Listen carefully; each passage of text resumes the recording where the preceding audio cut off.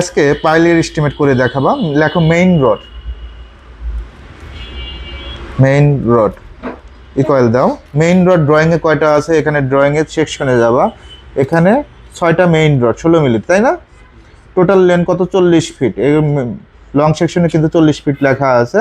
তো আমরা মেইন রডে কত যাব? এখানে 40 দাও ইন্টু 6 দাও। 16 মিলি একক ওজন কত?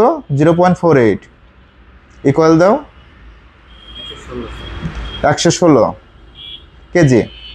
কারণ টোটাল পাইলিং সংখ্যা আছে কত জানি? আমরা ড্রয়িং এ দেখছি 31টা।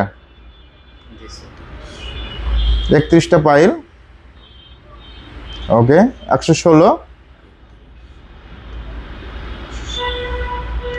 কত? 96 টাকা করে রেট ধরো।